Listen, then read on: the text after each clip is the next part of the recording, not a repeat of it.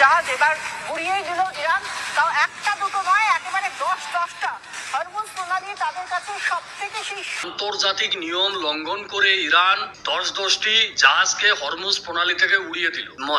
রাষ্ট্রসংঘের যে নিয়ম আছে 8 কিলোমিটার পর্যন্ত কোনো দেশের জলভাগে অধিকার থাকে, তারপরের অধিকার সেই দেশের থাকে না। আন্তর্জাতিক লঙ্ঘন করে ওর বাপ আমেরিকা ইরানের পরে যে হামলা চালাইছে এই কথাটা বলবে না। ইন্ডিয়ান হচ্ছে যে ওর মাদার, আমেরিকা হচ্ছে যে ফাদার। কিন্তু ওর মাদার যে ইন্ডিয়া, ওর ভারত আমেরিকারে ঘাঁটি ব্যবহার করতে দেয় নাই, যেন ওর ফাদার ইরানে হামলা না চালায়। ওর মাদারে ভালো করিয়া জানে যে ইরানে হামলা চালাইলে নিজের দেশেও মিসাইল পড়তে পারে, কারণ বাকি আরো 7 দেশে মারছে।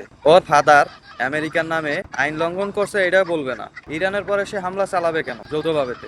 আইন সে কোথায় মানছে? খালি বাপের টান টানে।